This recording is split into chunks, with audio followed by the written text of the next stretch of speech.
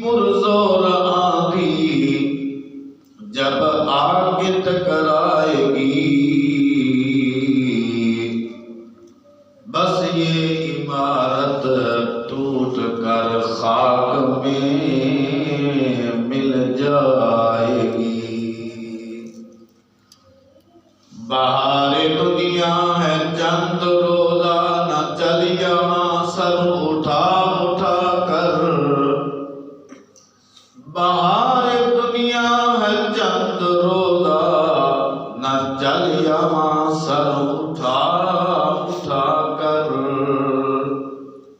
خدا نے ہزاروں نقشے مٹا دیے ہیں بنا بنا کر۔ جائے گا جب یہاں سے تو کچھ بھی نہ پاس ہوگا، جائے گا جب یہاں سے تو کچھ بھی نہ پاس ہوگا۔ دو گز کفن کا ٹکڑا تیرا لباس ہوگا۔ جس دور پہ نازاں تھی دنیا، اب ہم وہ زمانہ بھول گئے۔ لوگوں کو جگانا یاد رہا، خود ہوش میں آنا بھول گئے۔ منہ دیکھ لیا آئینے میں، پر داغ نہ دیکھے سینے میں۔ جی ایسا لگایا جینے میں، مرنے کو مسلمان بھول گئے۔ تکبیر تو اب بھی ہوتی ہے مسجد کی فضا میں اے انور۔ تکبیر تو اب بھی ہوتی ہے مسجد کی فضا میں اے انور۔ جس ضرب سے دل ہل جاتے ہیں وہ ضرب لگانا بھول گئے۔ اللہ تعالیٰ کی حمد و ثنا، تعریف و توصیف، تسبیح و تحلیل اور حضور پر نور شافع یوم النشور، نبی مکرم، رسول محتشم، شفیع معظم، فخر عرب و عجم، آفتاب خدا، مالک ملک خدا، موتی جملہ عطا، احمد مجتبی، حضور حضرت محمد مصطفیٰ صلی اللہ علیہ وآلہ وسلم کی بارگاہ عالی شان کے اندر محبت بھرا ہدیہ درود و سلام پیش کرنے کے بعد، دوستان محترم، ماہ شعبان المعظم کا مہینہ ہے۔ آج کے اس بیان کے اندر ابتدائی طور پر ماہ شعبان کی فضیلت بیان کریں گے، اور پھر جس طرح کے آپ جانتے ہیں اس ماہ مقدس کے اندر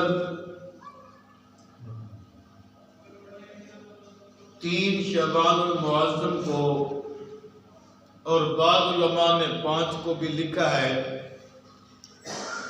خیر 3 ہو یا 5، اس بات سے ہمیں غرض نہیں ہے،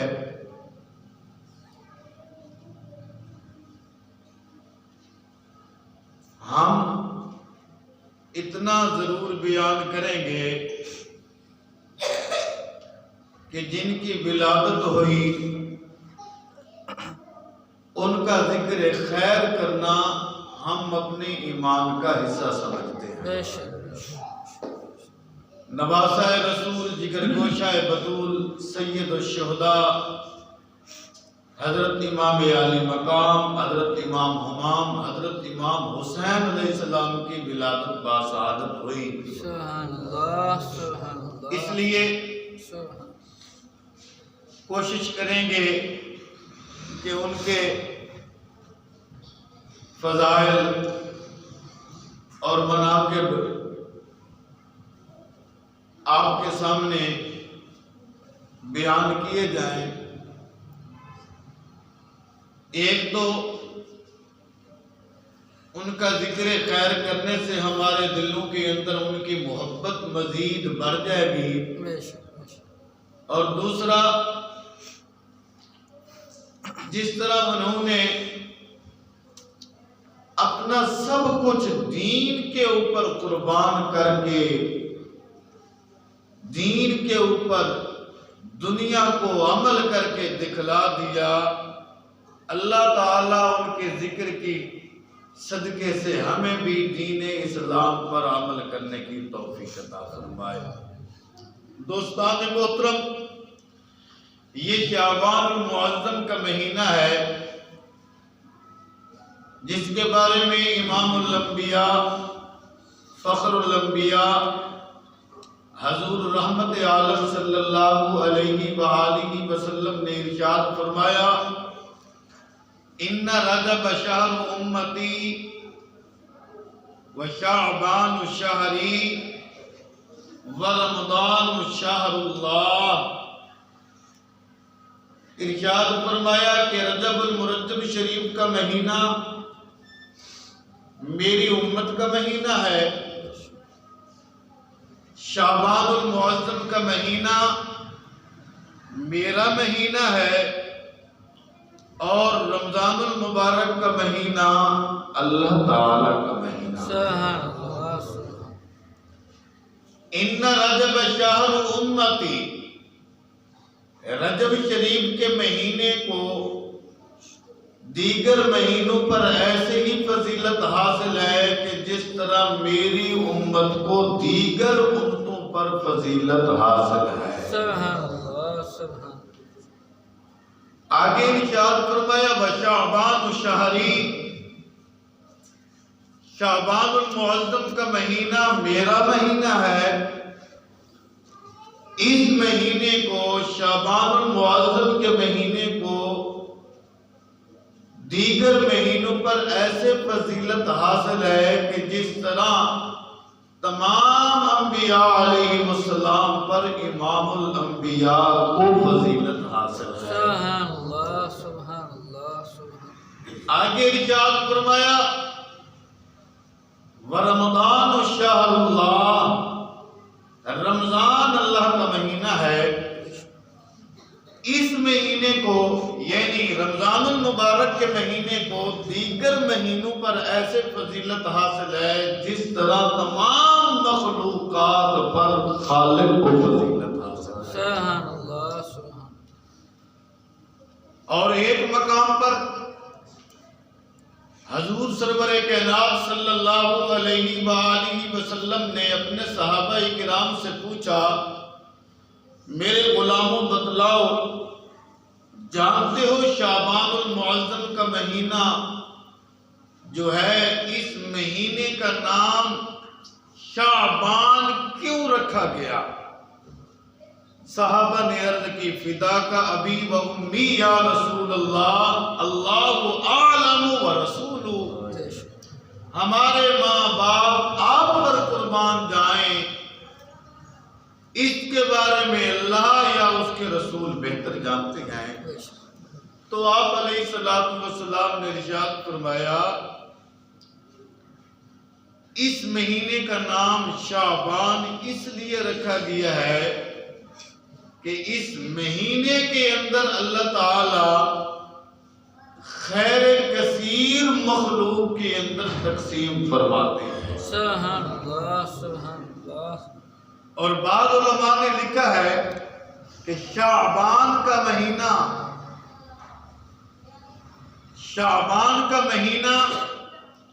رجب اور رمضان کے درمیان ہے۔ یہ رمضان المبارک کا مہینہ استقبالیہ مہینہ ہے، اور ایک روایت میں آتا ہے یہ اہتمام کا مہینہ ہے۔ آپ غور فرمائیں کہ اگر کوئی ہمارے ہاں مہمان آنا ہو، چاہے وہ لیا سے کیوں نہ آنا ہو، اب لیا سے مہمان کو آتے ہوئے آدھا گھنٹہ لگتا ہے،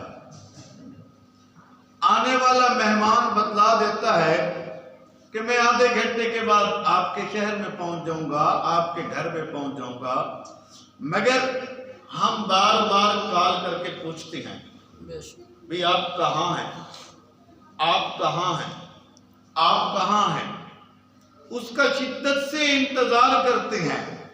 حالانکہ علم ہے آدھے گھنٹے کا سفر ہے، آدھے گھنٹے کے بعد آ جائے گا، مگر نہیں، شدت سے انتظار کرتے ہیں۔ محبت اتنی ہوتی ہے، اس کا پروٹوکول اتنا ہوتا ہے، آنے والا احترام والا اتنا ہوتا ہے کہ بار بار اس سے رابطہ کیا جاتا ہے، بار بار اس سے پوچھا جاتا ہے۔ اب کوئی کہے کہ رمضان المبارک کا مہینہ شعبان کے بعد آ جائے گا، 29 یا 30 دن شعبان کے ہوں گے، اس کے بعد رمضان المبارک کا مہینہ آ جائے گا، نہیں، اس کے انتظار کا اہتمام کیا گیا۔ اکابرین جو لوگ تھے وہ اس مہینے کے اندر تاجر ہوتے تو اپنے پوری سال کی تجارت کا حساب کرتے شعبان کے مہینے میں، جس کو دینا ہوتا اس کو دے دیتے، جس سے وصول کرنا ہوتا اس سے لے لیتے، اور اپنے مال کی زکوٰۃ ادا کرتے، اور پھر رمضان المبارک میں اپنے قلوب و اذہان کو خالی کرتے تاکہ رب تعالیٰ کی عبادت کی جائے۔ یہ سارا کس لیے تھا کہ رمضان المبارک آگے آ رہا ہے۔ جس طرح آپ مہمان کی بار بار انتظار کرتی ہیں، اس سے پوچھتی ہیں کہ آپ کہاں پہنچی ہیں، اس مہینے کے اندر عبادت کے بارے میں بتایا گیا کہ اسی مہینے سے عبادت کرنا شروع کر دو۔ کیوں؟ یہ رمضان المبارک کے انتظار کا مہینہ ہے، استقبالیہ مہینہ ہے۔ اور ایک روایت میں ارشاد فرمایا کہ رمضان المبارک سے پہلے جو شعبان المعظم کا مہینہ ہے، اس کے چاند کو دیکھو اور دنوں کو شمار کرو۔ کیوں؟ اس لیے اگر اس کے چاند کی تاریخ صحیح معلوم ہوگی تو رمضان المبارک کا چاند اپنے وقت پر نظر آ جائے گا۔ تو شعبان المعظم کا مہینہ بڑی اہمیت کا حامل مہینہ ہے۔ بعض علماء نے لکھا ہے کہ شعبان کا معنی ہوتا ہے جز، حصہ، جز، حصہ، شعب۔ شعبان لفظ جو ہے 5 حروف ہیں اس کے، شین، عین، با، الف اور نون۔ بعض علماء نے لکھا ہے شین سے مراد شرافت ہے، شفاعت ہے، اور عین سے عزت ہے، اور بے سے مراد نیکی ہے، الف سے مراد الفت ہے، محبت ہے، اور نون سے مراد نور عرفان ہے جو اس مہینے میں عطا کیا جاتا ہے۔ اور ایک روایت میں آتا ہے کہ اللہ تعالیٰ کی رحمت کے 100 حصے ہیں۔ اللہ تعالیٰ نے اپنی رحمت کے 100 حصے بنائے ہیں، 100 حصوں میں تقسیم فرمایا ہے۔ پروردگار عالم نے پوری کائنات کے اندر رحمت کا ایک حصہ تقسیم فرمایا، پوری دنیا کے اندر رحمت کا ایک حصہ، اور 99 حصے اللہ تعالیٰ نے اپنے پاس رکھے ہیں۔ حدیث میں آتا ہے اس ایک حصے کی وجہ سے اس جہان کے اندر اتنی رحمت پیدا ہو گئی کہ کوئی چوپایا، کوئی جانور اپنے بچے پر پاؤں نہیں رکھتا۔ کیوں؟ اس وجہ سے کہ میرے بچے کو تکلیف نہ پہنچے۔ یہ رحمت جانور کے دل میں کس نے ڈالی ہے؟ اللہ تعالیٰ نے۔ اب آپ غور فرمائیں، ایک حصہ اس مخلوق کو رحمت کا عطا کیا گیا، جس کا عالم یہ ہے کہ جانور بھی اپنے بچے کے اوپر پاؤں نہیں رکھتا کہ کہیں میرے بچے کو تکلیف نہ پہنچے۔ اتنی رحمت، اتنا رحم اس ایک حصے کی وجہ سے اللہ تعالیٰ نے جانور کے دل کے اندر پیدا فرما دیا، اور باقی 99 حصے جو ہے رحمت کے اللہ تعالیٰ قیامت والے دن عطا فرمائے گا۔ سبحان اللہ۔ اور ایک روایت میں آتا ہے رجب کا مہینہ جسم سے گناہوں کی آلودگیوں کو صاف کرنے کا مہینہ ہے۔ توجہ ہے؟ رجب کا مہینہ جسم سے گناہوں کی آلودگیوں کو صاف کرنے کا مہینہ ہے، اور شعبان المعظم کا مہینہ جو ہے یہ دل سے گناہوں کی آلودگی کو صاف کرنے کا مہینہ ہے، اور رمضان المبارک کا مہینہ جو ہے یہ روح کی تطہیر کا باعث بنتا ہے۔ رجب کے مہینے سے بندے کے جو گناہ ہوتی ہیں اس سے بندے کا جسم پاک اور صاف ہو جاتا ہے گناہوں کی آلودگی سے۔ اور شعبان المعظم کے مہینے میں اگر بندہ عبادت کرتا ہے تو دل کے اندر جو گناہ ہوتے ہیں، دل کے اوپر گناہوں کی جو آلودگی ہوتی ہے، زنگ ہوتا ہے، اس مہینے میں عبادت کرنے سے دل کے گناہوں کی آلودگی جو ہے وہ صاف ہو جاتی ہے۔ رمضان المبارک کے مہینے میں اللہ تعالیٰ کا قرب بندے کو حاصل ہوتا ہے۔ اور ایک روایت میں یہ بھی آتا ہے کہ جو بندہ شعبان المعظم کے ابتدائی، درمیانی اور آخری 3 دنوں میں روزہ رکھے، اللہ تعالیٰ اس بندے کے نامہ اعمال کے اندر 70 نبیوں کا ثواب لکھ دیتا ہے۔ اور پھر ساتھ یہ بھی ارشاد فرمایا کہ جب وہ بندہ فوت ہو جائے گا تو اللہ تعالیٰ قیامت والے دن اس بندے کو شہیدوں کی صف سے اٹھائے گا۔ اور ایک روایت میں یہ بھی آتا ہے کہ جو بندہ شعبان المعظم کے مہینے میں اللہ تعالیٰ سے ڈرتے ہوئے اللہ تعالیٰ کی اطاعت کرتا رہے اور اللہ تعالیٰ کی نافرمانیوں سے بچا رہے تو اللہ تعالیٰ اس بندے کے سارے گناہ معاف فرما دے گا۔ تو یہ شعبان المعظم کا مہینہ بڑی فضیلت والا مہینہ ہے۔ اس میں جو رات آ رہی ہے شب برات، وہ تو اگلے جمعۃ المبارک میں اس کے حوالے سے بیان کریں گے۔ یہ جتنے فضائل تھے اس مہینے کے حوالے سے تھے۔ آپ علیہ السلام کی سیرت سے یہ پتہ چلتا ہے کہ شعبان المعظم کے مہینے میں آپ علیہ السلام کثرت کے ساتھ روزے رکھتے تھے، کثرت کے ساتھ اس مہینے میں حضور صلی اللہ علیہ وسلم روزے رکھا کرتے تھے، اور رات کو قیام بھی فرمایا کرتے تھے۔ تو ہم بھی تو حضور صلی اللہ علیہ وسلم کے نام لیوا ہیں، ان کی امت ہے، اور ہمیں ان کی سیرت کو اپنانے کا حکم دیا گیا ہے۔ تو ہم بھی آپ علیہ السلام کی سنت پر عمل کرتے ہوئے آقا کریم صلی اللہ علیہ وسلم کی سیرت کو اپناتے ہوئے ہمیں کوشش کرنی چاہیے کہ اس مہینے کے اندر نفلی روزوں کا اہتمام کریں اور رات کو جاگنے کا اہتمام کریں۔ اب رات کو جاگنے والے لوگ رہے ہی نہیں، اور پھر ہمیں کیا پتا کہ رات کو جاگنے میں کتنی لذت ہے؟ ہمیں نہیں علم، اللہ والوں سے پوچھو، اللہ والوں سے پوچھو کہ رات کو جاگنے میں، رات کو عبادت کرنے میں اللہ کیا عطا فرما دیتا ہے۔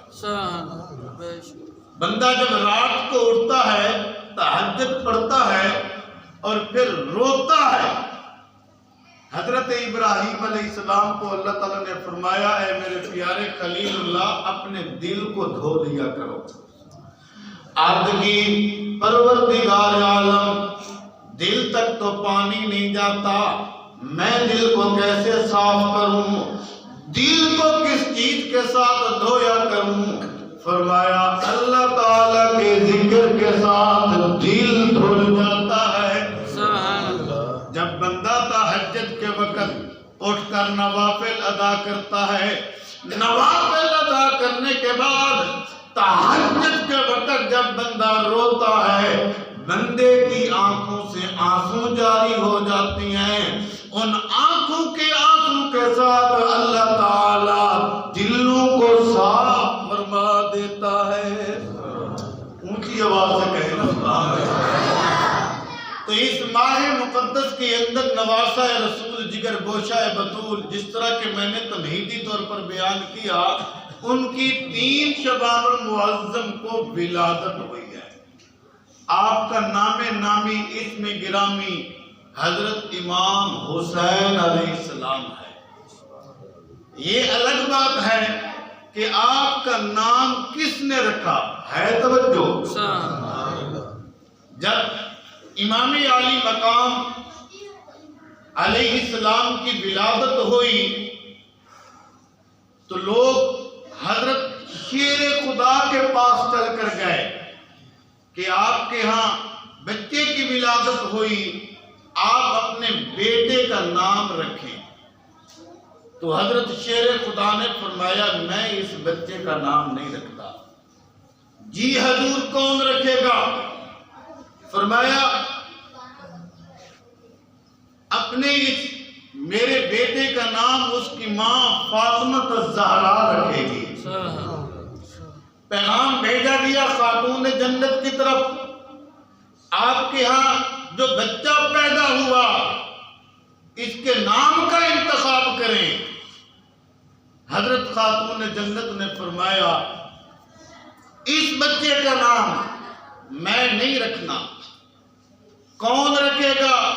فرمایا اس بچے کا نام خود نانا مصطفیٰ رکھے گا۔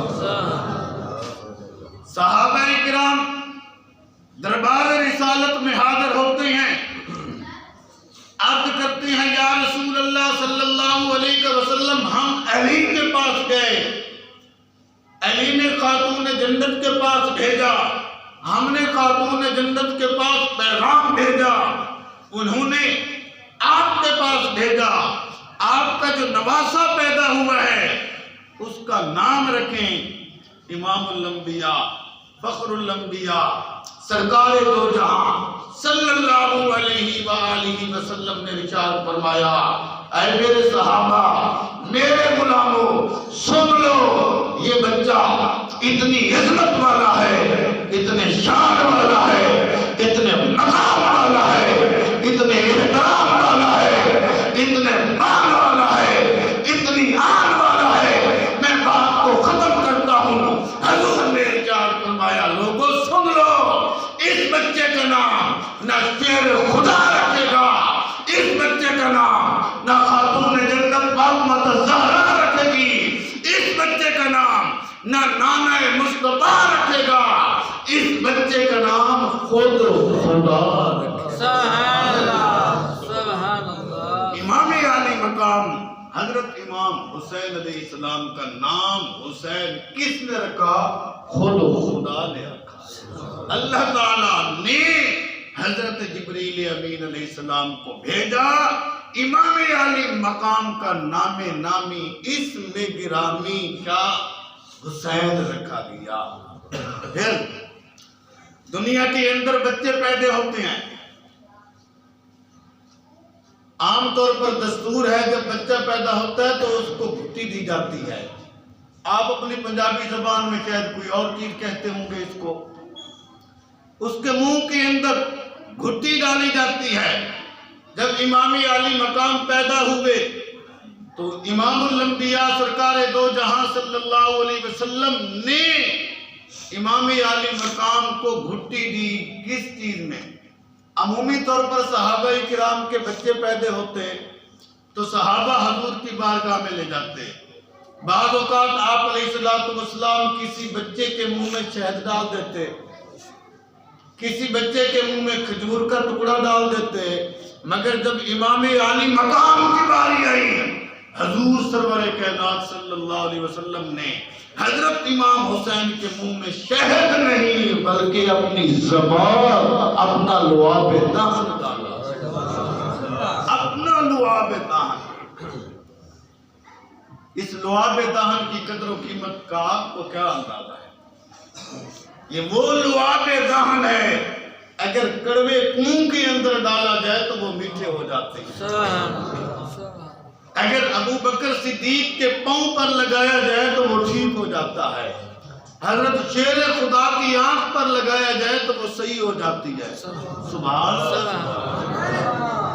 امام علی مقام نواسہ رسول جگر گوشہ بطول سید الشہداء حضرت امام حسین علیہ السلام، آپ علیہ السلام نے ارشاد فرمایا حسین منی وانا من حسین، حسین مجھ سے ہے لوگوں میں حسین سے۔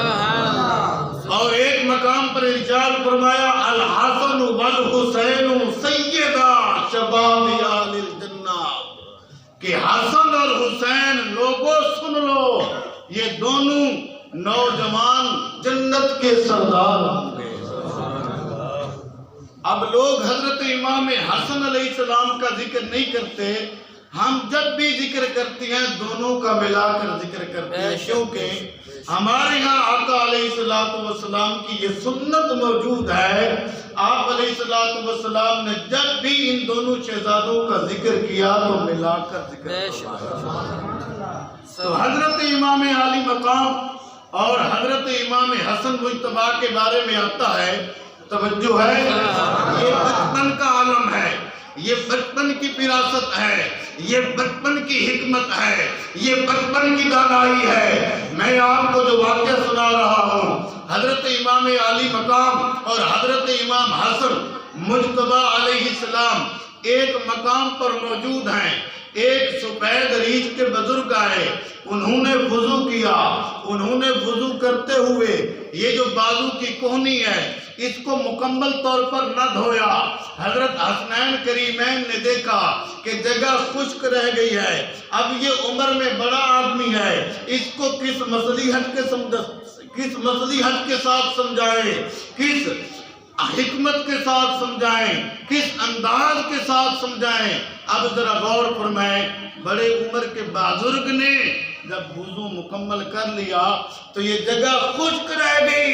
حسنین کریمین نے دیکھا تو آپ نے کس انداز کے ساتھ، کس حکمت کے ساتھ، کس اخلاص کے ساتھ اور کس مصلحت کے ساتھ اس بزرگ سے فرمایا بزرگو آپ عمر میں بڑے ہیں، آپ علم میں زیادہ ہیں، مہربانی فرمانا ہم دونوں بھائی وضو کرتے ہیں، ہمارے وضو کو دیکھتے رہنا، اگر ہمارے وضو کے اندر کوئی غلطی ہو، کمی بیشی ہو تو ہماری اصلاح فرما دینا۔